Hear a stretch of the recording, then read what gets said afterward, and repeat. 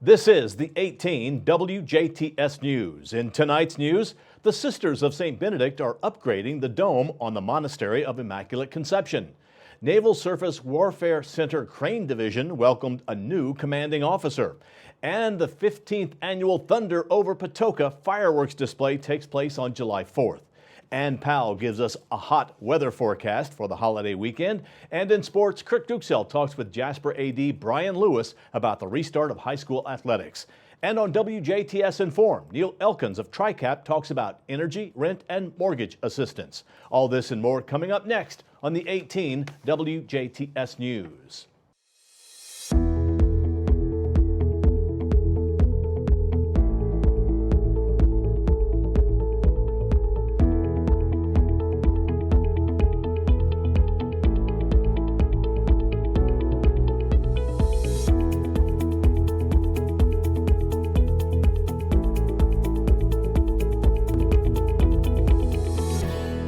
Thank you for tuning in. I'm Bill Potter with the WJTS News. Indiana Governor Eric Holcomb says the state isn't entering Stage 5 on July 4th. Instead, Holcomb announced a new stage called Stage 4.5. This stage is scheduled to last from July 4th to July 17th. The following restrictions will continue. Social gatherings of up to 250 people are allowed and must abide by the CDC's social distancing guidelines. Dining room and food services may continue operating at up to 75% capacity as long as social distancing is observed. Bar seating in restaurants may continue operating at 50% capacity. Bars and nightclubs may continue operating at 50% capacity as long as they adhere to social distancing guidelines.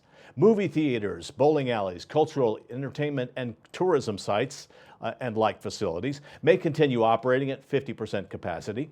Amusement parks, water parks, and similar facilities may continue operating at 50% capacity. Reservations are recommended or encouraged to limit the number of customers at any one time. Raceways may continue operating at 50% grandstand capacity. Fairs, festivals, and similar outdoor events may open beginning July 4th. Horse racing, and county and state fair racing may begin with 50% spectator capacity. Youth camps may reopen. K through 12 school operations may begin the 2020-2021 academic year on July 1st. Extracurricular and co-curricular activities may resume on July 6th. Outdoor visitation is required at assisted living facilities and nursing homes beginning July 4th, and outdoor visitation may begin.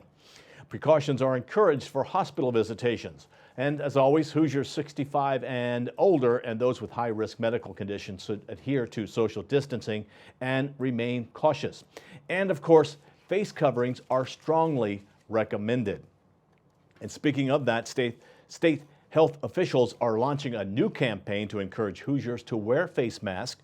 The Hashtag Mask Up Hoosiers initiative features videos of state government leaders, celebrities, and Hoosiers sharing why they wear a mask in public. You can also download posters and share posts on social media using the hashtag Mask Up Hoosiers. The Sisters of St. Benedict is upgrading the dome of the Monastery of Immaculate Conception. Renovations officially started on the very top of the iconic dome on Tuesday, June 16th.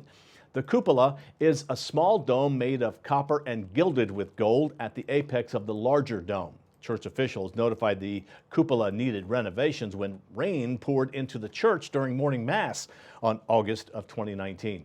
The cupola's roof at the dome's apex was not included in the church's extensive restoration in 2005. Although there were occasional leaks, the sisters figured the light drips were caused by the wind blowing just right.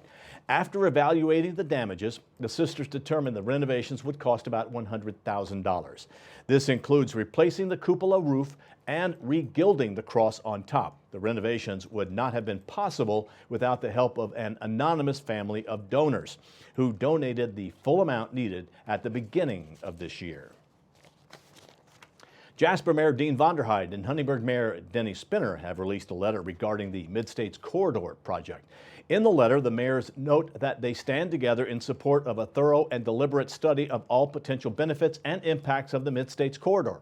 They look forward to reviewing the results of the study and working together to maintain a strong Du Bois County. The mayors released the letter regarding the project study on Wednesday afternoon. The full letter is available on our website, WJTS.tv. A Branchville correctional officer is retiring after 32 years of service. Officer Lori Hazelrig's last day of service is Tuesday, July 7th. Hazelrig began her IDOC career in July of 1988 as a custody officer after serving in the U.S. Army for 3 years. After retiring, Officer Hazelrig hopes to stay busy with a part-time job, working with Veterans Affairs, and traveling to visit her friends and family. The Naval Surface Warfare Center Crane Division in SWC Crane is welcoming a new commanding officer. Captain Duncan McKay became commanding officer during a ceremony at SWC Crane on July 1st.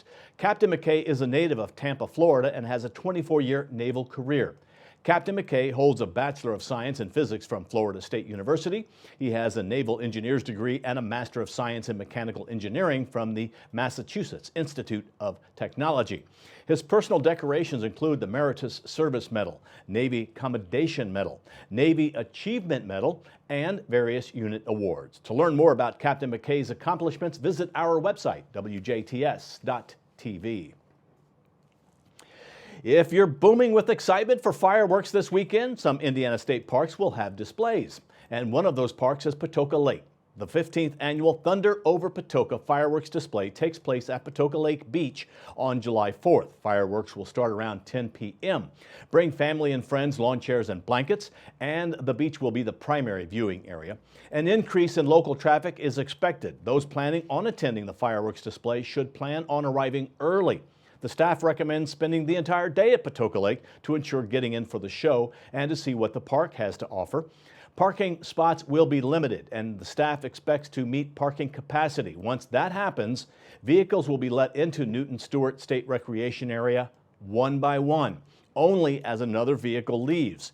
Campers who leave through the entrance gate anytime on July 4th should expect that they may not be able to re-enter the property very quickly. A special viewing section has been set up for fireworks viewing in the Modern Campgrounds Section C. If viewing fireworks from the beach, campers should follow the path that is past the camp store to the beach instead of driving. This will allow vehicle traffic at the beach for those entering the property on the day of the fireworks. Standard gate fees of $7 for in-state vehicles and $9 for out-of-state vehicles will apply for admission throughout the day at each site. Social distancing is expected when visiting state park properties, and masks are recommended. Personal fireworks are prohibited at Indiana state parks. Stay tuned. Weather and sports are still to come on 18 WJTS News.